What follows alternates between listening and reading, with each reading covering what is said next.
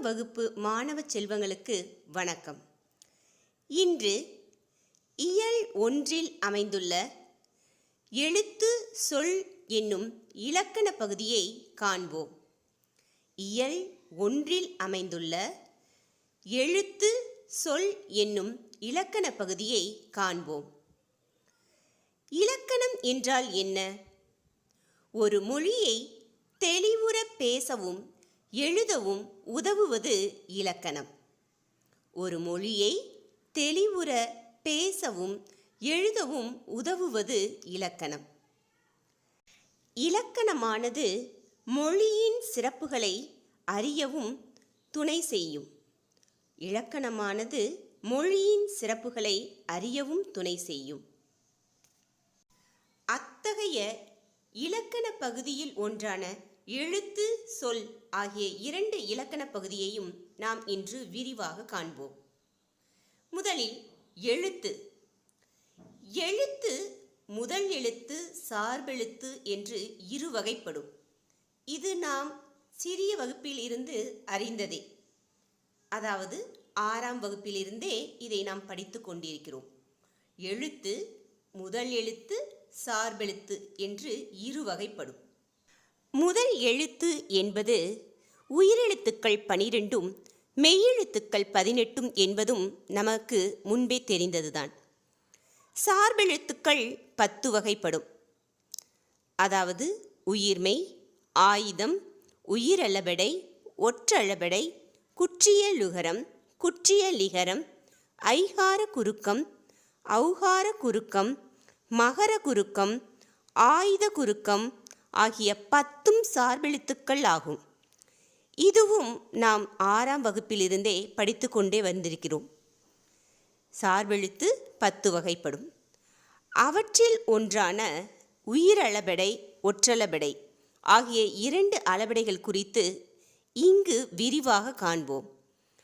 அவற்றுள் ஒன்றான உயிரளபெடை, ஒற்றளபெடை ஆகிய 2 அளபெடைகள் குறித்தும் இங்கு காண்போம்.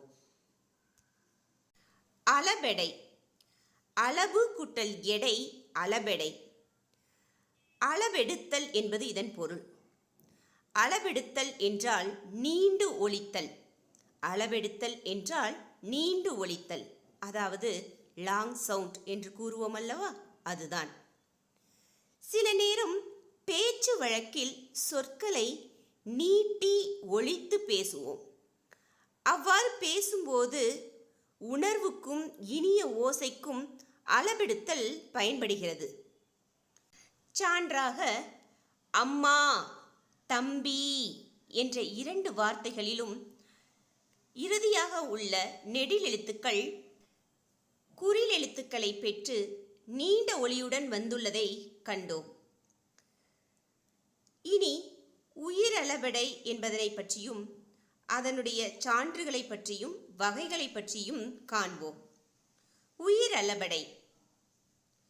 செய்யுளில் ஓசை குறையும் போது அதனை நிறைவு செய்ய மொழிக்கு முதலிலும் இடையிலும் இறுதியிலும் நிற்கின்ற உயிர் நெட்டெழுத்துக்கள் 7ம் தன்னுடைய அளவில் இருந்து நீண்டு ஒலிக்கும். அதாவது செய்யுளில் ஓசை குறையும் போது அதனை நிறைவு செய்வதற்காக அந்த வார்த்தையானது மொழிக்கு முதலிலும் இடையிலும், அதாவது நடுவிலும், இறுதியிலும், அதாவது கடைசியிலும் நிற்கின்ற உயிர் நெட்டெழுத்துக்கள் 7ம் தத்தம் அளவில் இருந்து நீண்டு ஒலிக்கும். உயிர் நெட்டெழுத்துக்கள் என்னென்ன? ஆ, ஈ, ஊ, ஏ, ஐ, ஓ, ஔ. உயிர் குறில் எழுத்துக்கள் அ, இ, உ, ஏ, ஓ என்ற 5ம் ஆகும். உயிர் நெட்டெழுத்துக்கள் 7ற்கும் இந்த 5 குறில் எழுத்துக்களும் உயிர் குறில் எழுத்துக்களும் இணை எழுத்துக்களாகும். அப்படி என்றால் ஐ என்பதற்கும் ஔ என்பதற்கும் இணை எழுத்து என்னவாக இருக்கும்? ஐ என்பதற்கு ஈ என்பதும் அவு என்பதற்கு உ என்பதும் இணை எழுத்துக்கள் ஆகும். அதனை உச்சரிக்கும் பொழுது ஏற்படுகின்ற ஓசை நயத்தை வைத்து அதற்கான இணை எழுத்தை இங்கு கொடுத்துள்ளார்கள். இவ்வாறு ஒரு செய்யுளில் ஓசை குறையும் போது அதனை நிறைவு செய்ய மொழிக்கு முதலிலும் இடையிலும் இறுதியிலும் நிற்கிற உயிர் நெட்டெழுத்துக்கள் 7 தத்தம் அளவில் இருந்து, அதாவது தன்னுடைய அளவில் நீண்டு ஒலிக்கும். அதை குறிக்க நெட்டெழுத்துக்களின் இனமான குற்றெழுத்துக்கள், அதாவது குறில் எழுத்துக்கள் அவற்றின் பின்னால் வரும். இவ்வாறு வருவது உயிர் அளபெடை எனப்படும். உயிர் அளபெடை 3 வகைப்படும். உயிர் அளபெடை 3 வகைப்படும். செய்யுளிசை அளபெடை, இன்னிசை அளபெடை, சொல்லிசை அளபெடை. செய்யுளிசை அளபெடை, இன்னிசை அளபெடை, சொல்லிசை அளபெடை. இதில் செய்யுளிசை அளபெடையின் வேறு பெயர் இசைநிறை அளபெடை என்பதாகும். செய்யுளிசை அளபெடையின் வேறு பெயர் இசைநிறை அளபெடை. செய்யுளிசை அளபெடை என்பது செய்யுளில் ஓசை குறையும் போது அதனை நிறைவு செய்ய நெட்டெழுத்துக்கள் அளபெடுத்தலை செய்யுளிசை அளபெடை என்போம். செய்யுளில் ஓசை குறையும் போது அதனை நிறைவு செய்ய நெட்டெழுத்துக்கள் அளபெடுத்தலைத்தான் செய்யுளிசை அளபெடை என்று கூறுகிறார்கள். இதனுடைய வேறு பெயர் இசை நிறை அளபெடை. இதற்கான சான்று ஓ ஓதல் வேண்டும், உரா அர்க்கு, நல்ல படா. இதில் அமைந்துள்ள ஓ ஓதல் என்பதில் முதலிலும் உரா அர்க்கு என்பதில் இடையிலும் படா என்பதில் இறுதியிலும் வந்து அளபெடுத்துள்ளது. இந்த வார்த்தைகள் எல்லாம் செய்யுளிசை அளபெடையாகும். அடுத்து இன்னிசை அளபெடை. செய்யுளில் ஓசை குறையாத இடத்திலுள் இனிய ஓசைக்காக குறில் நெடிலாக அளபெடுப்பது இன்னிசை அளபெடையாகும். செய்யுளில் ஓசை குறையாத இடத்திலும் இனிய ஓசைக்காக குறில் நெடிலாக அளவெடுப்பது இன்னிசை அளபெடையாகும். இதற்கான சான்று கெடுப்பதுவும் எடுப்பதுவும். இவை இரண்டும் இன்னிசை அளபெடைக்கு சான்றாகும்.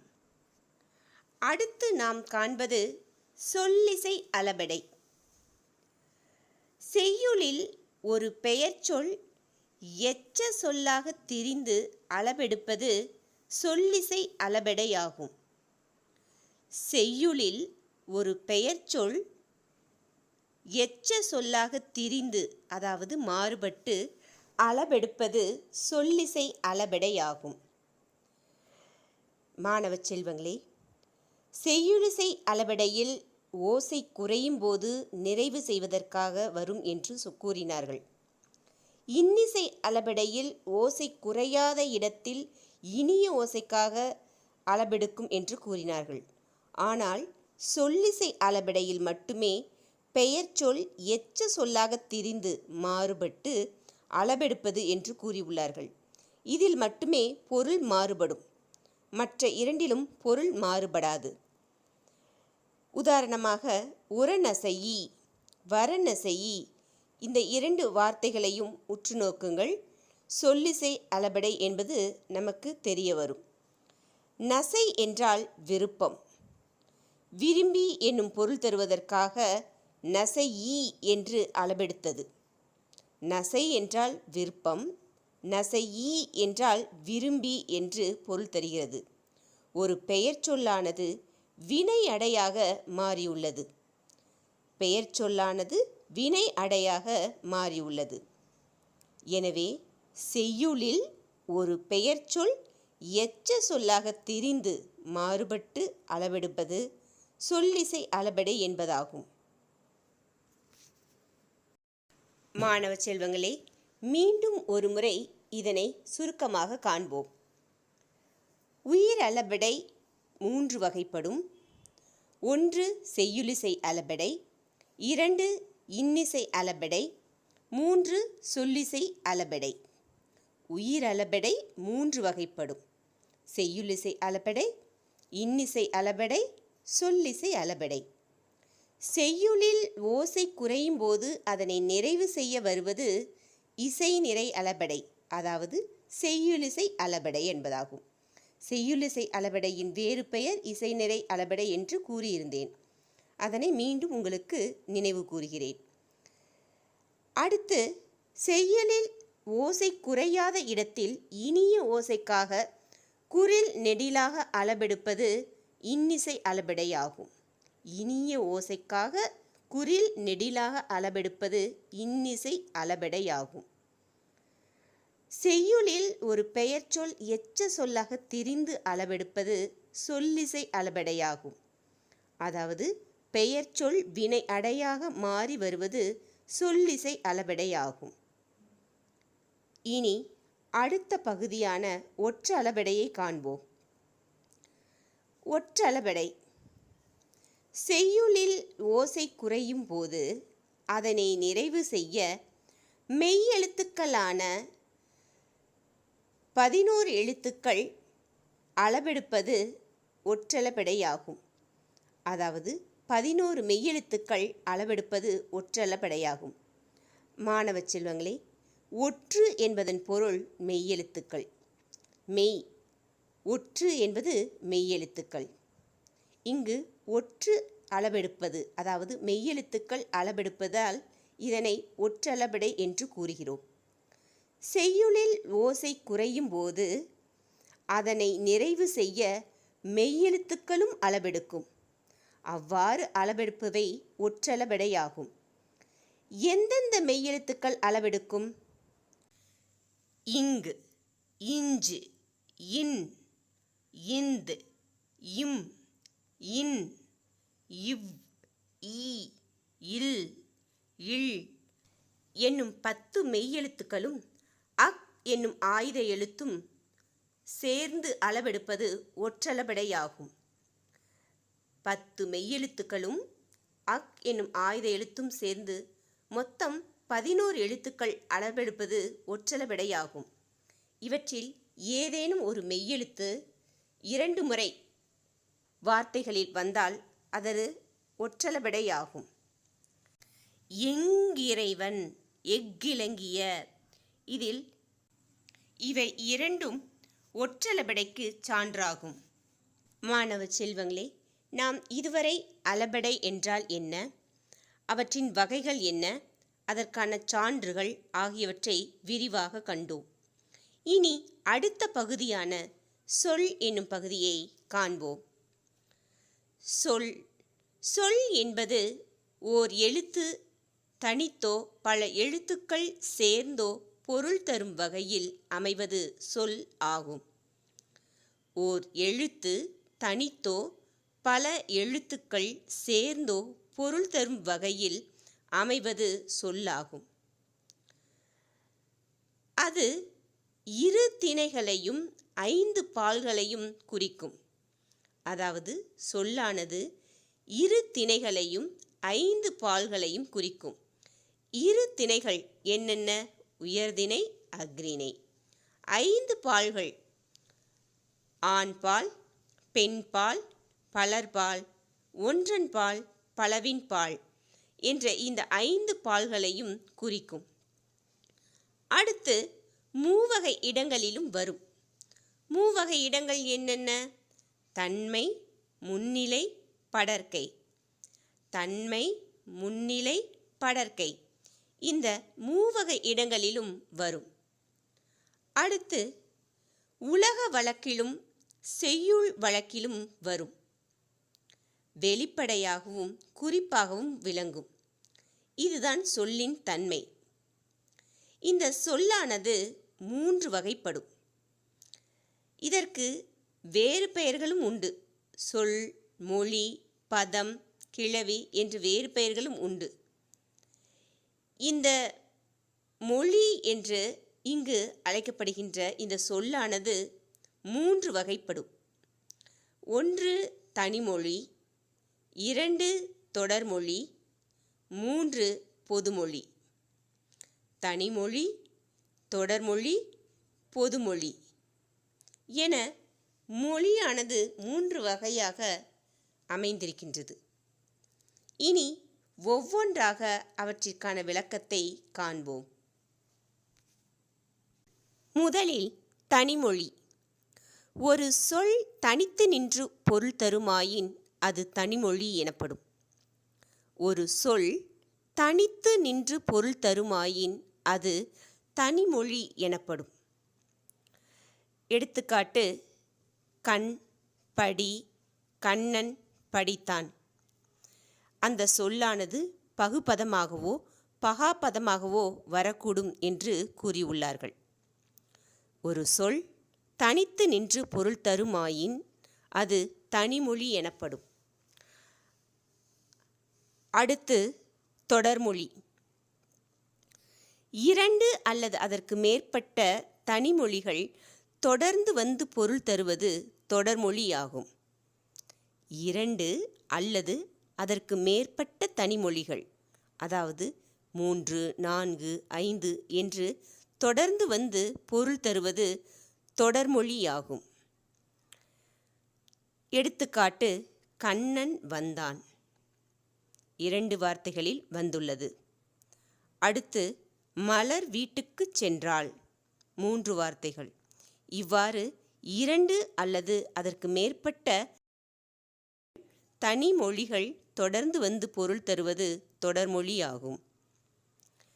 அடுத்து பொதுமொழி.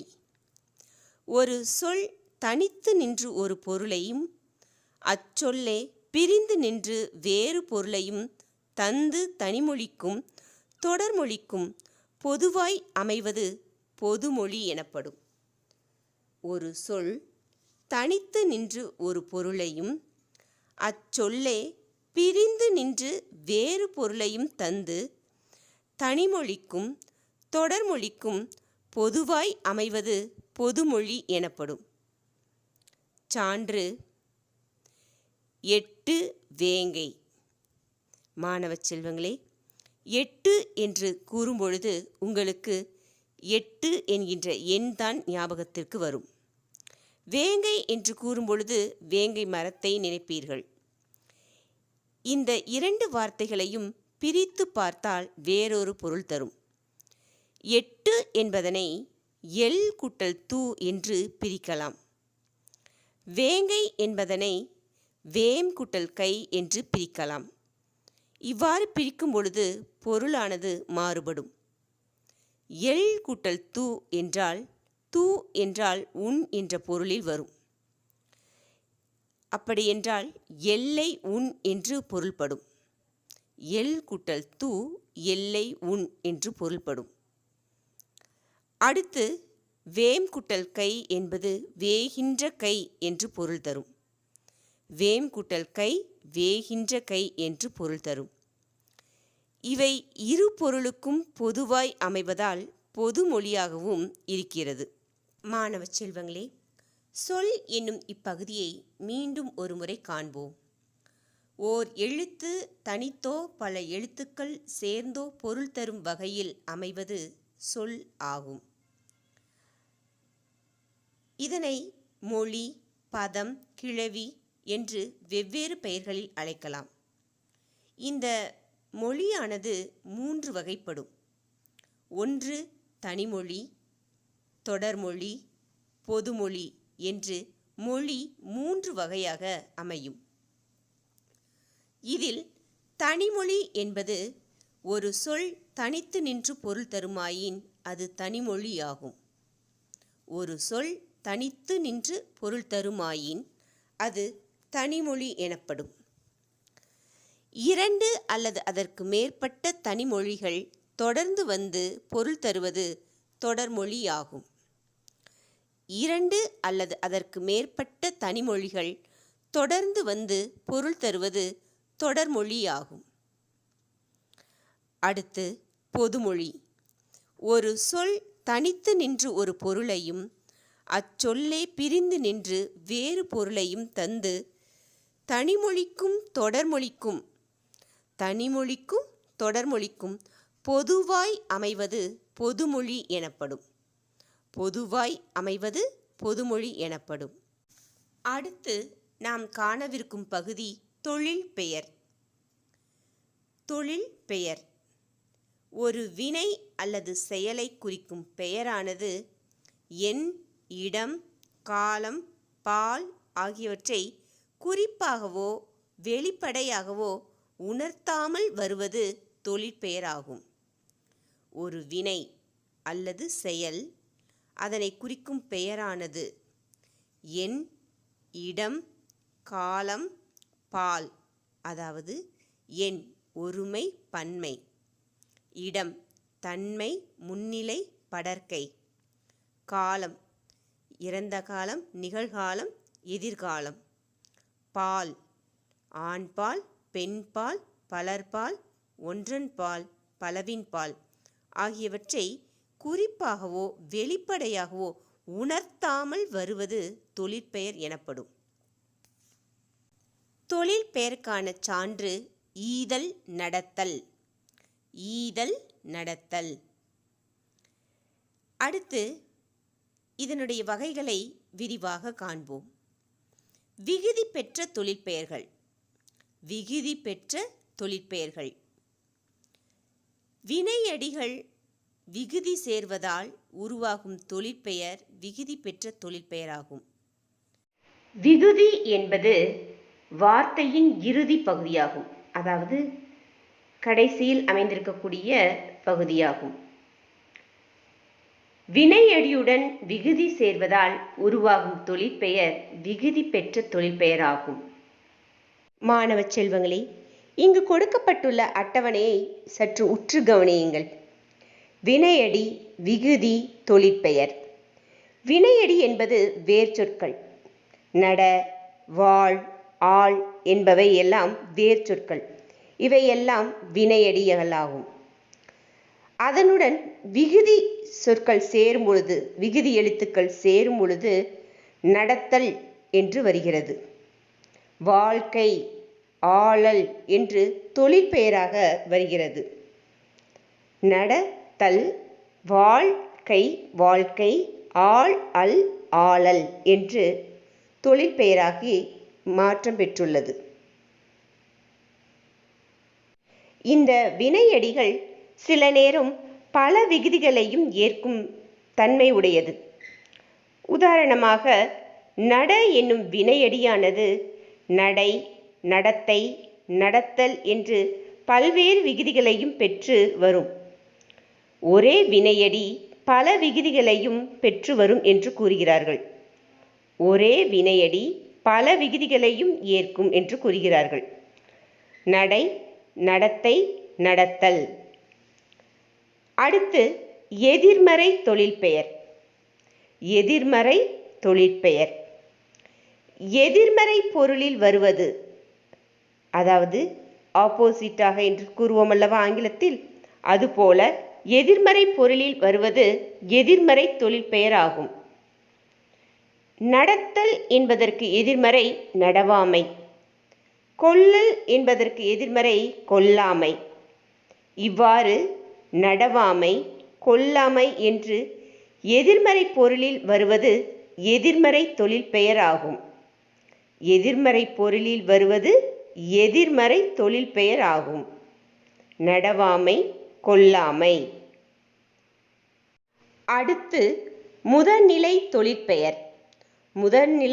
தொழிற்பெயர். விகுதி பெறாமல் வினைப்பகுதியே தொழிற்பெயராதல் முதல்நிலை தொழிற்பெயராகும். விகுதி பெறாமல் வினைப்பகுதியே தொழிற்பெயராக வந்தால் அது முதல்நிலை தொழிற்பெயராகும். உதாரணத்திற்கு தட்டு, உரை, அடி ஆகிய சொற்களை காண்போம்.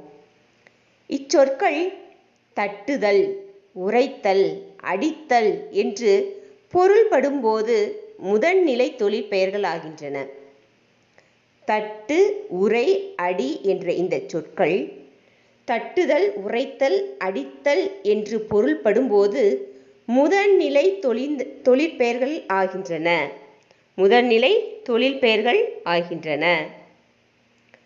அடுத்து முதல்நிலை திரிந்த தொழிற்பெயர்.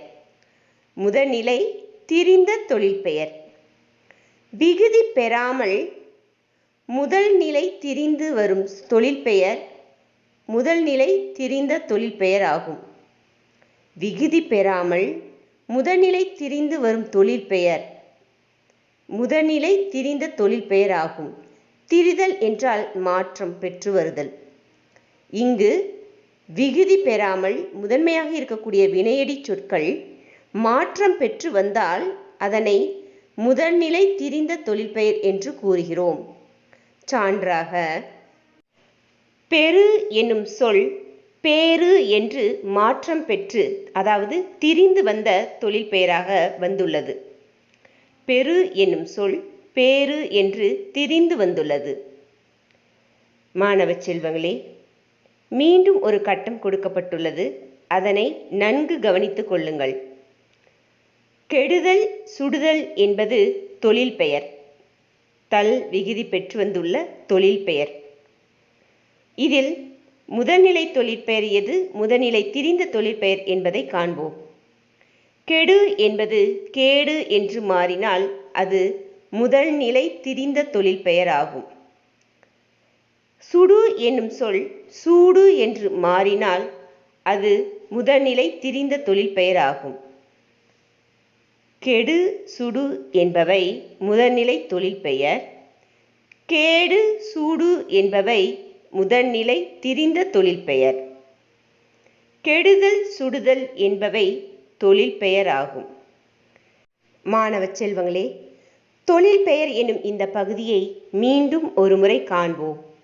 ஒரு வினை அல்லது செயலை குறிக்கும் பெயரானது எண், இடம், காலம், பால் ஆகியவற்றை குறிப்பாகவோ வெளிப்படையாகவோ உணர்த்தாமல் வருவது தொழிற்பெயர் எனப்படும்.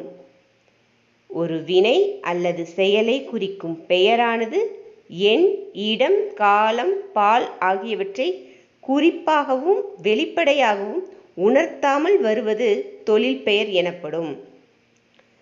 அடுத்து விகுதி பெற்ற தொழிற்பெயர்கள். வினை அடியுடன் விகுதி சேர்வதால் உருவாகும் தொழிற்பெயர் விகுதி பெற்ற தொழிற்பெயர் ஆகும். வினை அடியுடன் விகுதி சேர்வதால் உருவாகும் தொழிற்பெயர் விகுதி பெற்ற தொழிற்பெயர் ஆகும். ஒரே வினையடி பல விகுதிகளையும் ஏற்கும். ஒரே வினையடி, அதாவது வேர்ச்சொல், பல விகுதிகளையும் ஏற்கும். அடுத்து எதிர்மறை தொழிற்பெயர். எதிர்மறை பொருளில் வருவது எதிர்மறை தொழிற்பெயர் ஆகும். எதிர்மறை பொருளில் வருவது எதிர்மறை தொழிற்பெயர் ஆகும். அடுத்து முதல்நிலை தொழிற்பெயர். முதல்நிலை தொழிற்பெயர் விகுதி பெறாமல் வினைப்பகுதியே தொழிற்பெயர் ஆதல் முதல்நிலை தொழிற்பெயர் ஆகும்.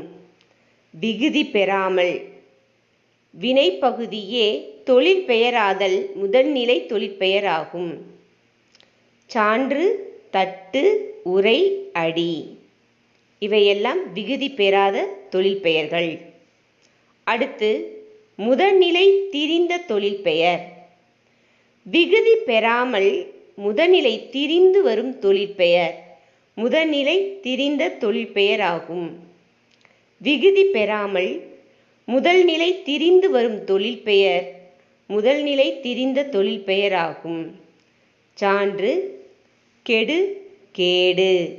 கெடு எனும் முதல்நிலை தொழிற்பெயர் கேடு என முதல்நிலை திரிந்த பெயராக வந்துள்ளது. சுடு எனும் முதல்நிலை பெயர் சூடு என்று மாற்றம் பெற்று வந்துள்ளது.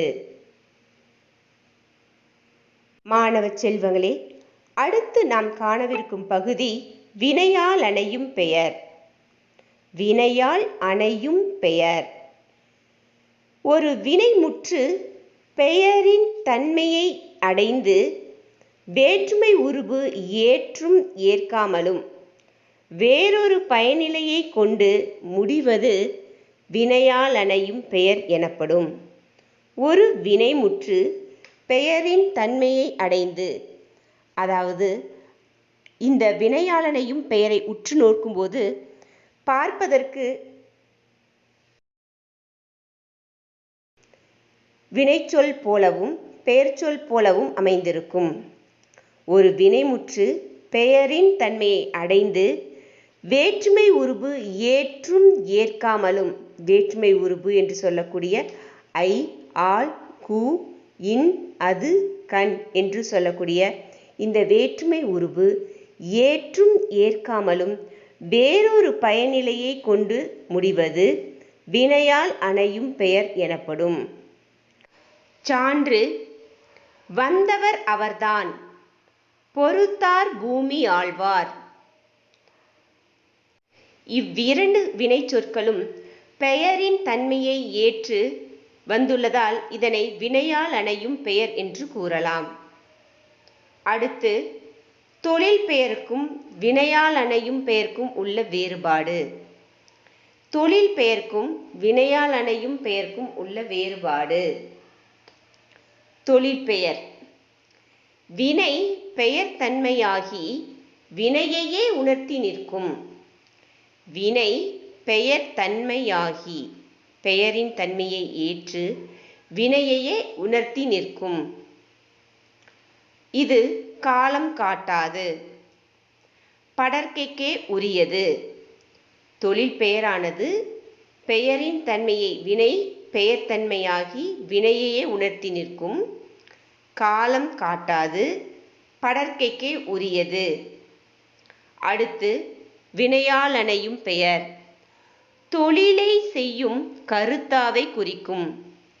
தொழிலை செய்யும் கருத்தாவை குறிக்கும். இது காலம் காட்டும் மூவிடத்திற்கும் உரியது.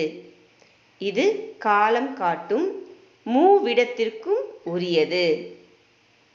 தொழிற்பெயருக்கான சான்று: பாடுதல், படித்தல், தல், அல் என்று விகுதி பெற்று வந்துள்ளது. அடுத்து பாடியவள், படித்தவர். இந்த இரண்டு வினைச்சொற்களும் பெயரின் தன்மையை ஏற்று வருவதால் இதனை வினையால் அணையும் பெயர் என்று கூறலாம். மாணவ செல்வங்களே, ஒரு வினைமுற்று பெயரின் தன்மையை அடைந்து வேற்றுமை உருபு ஏற்றும் ஏற்காமலும் வேறொரு பயனிலையை கொண்டு முடிவது வினையால் அணையும் பெயர் எனப்படும். தன்மை, முன்னிலை, படர்க்கை ஆகிய 3 இடங்களிலும் 3 காலங்களிலும் வரும்.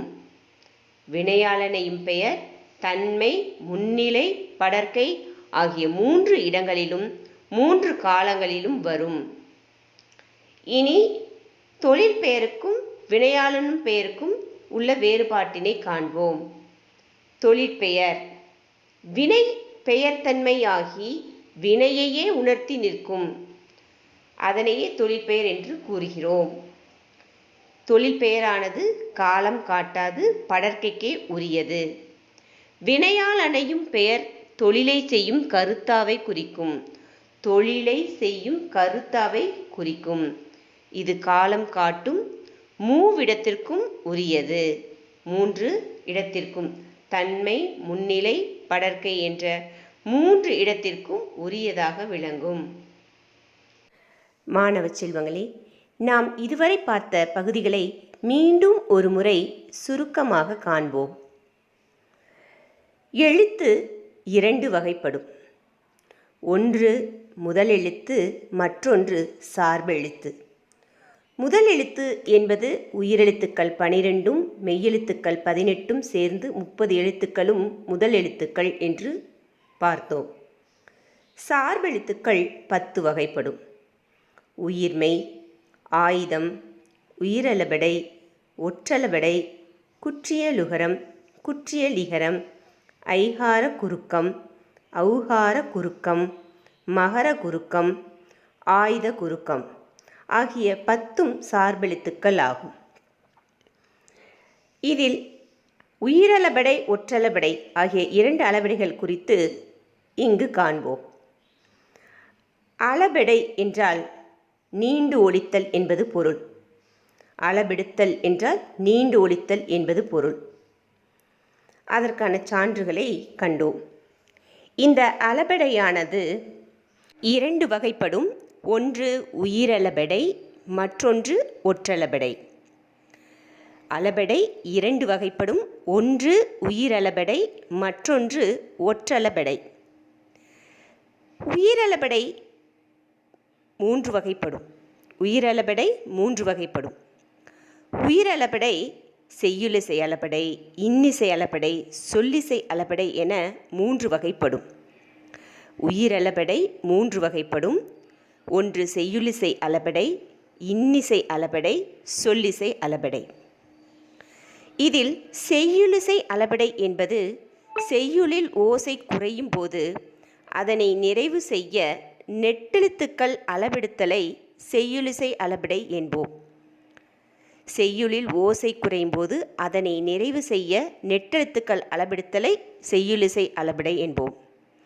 இதனுடைய வேறு பெயர் இசைநிறை அளபெடை ஆகும். செய்யுளிசையின் வேறு பெயர் இசைநிறை அளபெடை. இன்னிசை அளபெடை என்பது செய்யுளில் ஓசை குறையாத இடத்திலும் இனிய ஓசைக்காக குரில் நெடிலாக அளபெடுப்பது இன்னிசை அளபெடை ஆகும். அடுத்து சொல்லிசை அளபெடை. செய்யுளில் ஒரு பெயர்ச்சொல் எச்ச சொல்லாக திரிந்து அளபெடுப்பது சொல்லிசை அளபெடை ஆகும்.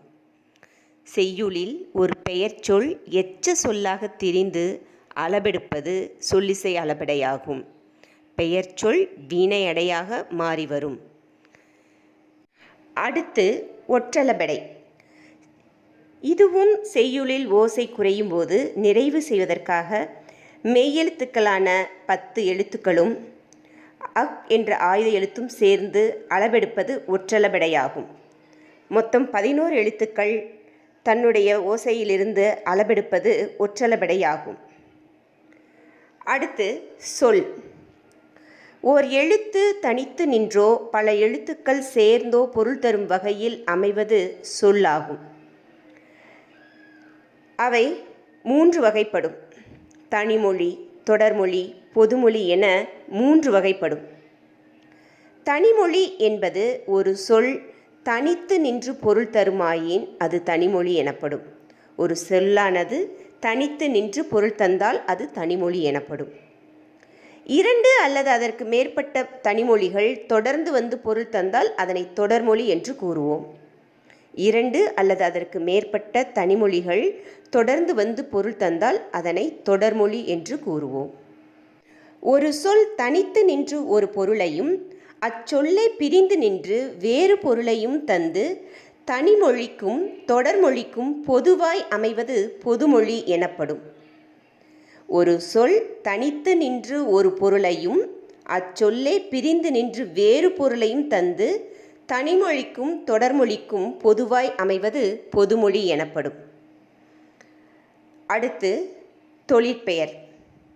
ஒரு வினை அல்லது செயலை குறிக்கும் பெயரானது எண், இடம், காலம், பால் ஆகியவற்றை குறிப்பாகவோ வெளிப்படையாகவோ உணர்த்தாமல் வருவது.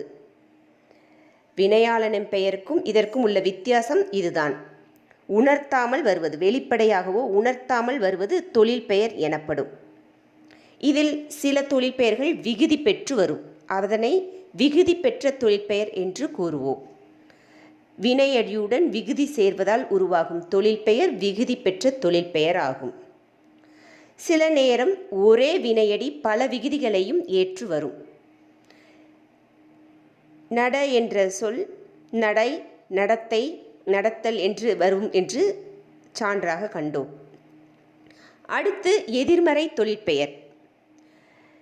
எதிர்மறை பொருளில் வருவது எதிர்மறை தொழிற்பெயராகும். எதிர்மறை பொருளில் வருவது எதிர்மறை தொழிற்பெயர் ஆகும். அடுத்து முதல்நிலை தொழிற்பெயர். விகுதி பெறாமல் வினைப்பகுதியே தொழிற்பெயரானால் அது முதல்நிலை தொழிற்பெயர். விகுதி பெறாமல் முதல்நிலை திரிந்து வரும் தொழிற்பெயர் முதல்நிலை திரிந்த தொழிற்பெயராகும்.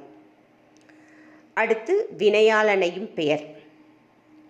ஒரு வினைமுற்று பெயரின் தன்மையை அடைந்து ஒரு வினை முற்று பெயரின் தன்மையை அடைந்து வேற்றுமை உருபு ஏற்றும் ஏற்காமலும் வேறொரு பயனிலையை கொண்டு முடிவது வினையால் அணையும் பெயர் எனப்படும்.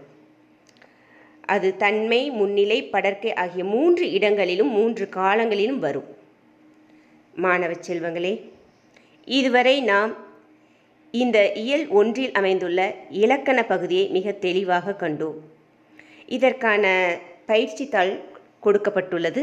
அதனையும் முழுமையாக முடித்து விடுங்கள். இந்த பகுதியை குறிப்புகள் எடுத்து வைத்துக்கொண்டு அதனை வகுப்பேட்டில் எழுதி முடித்து விடவும். நன்றி மாணவ செல்வங்களே, நன்றி.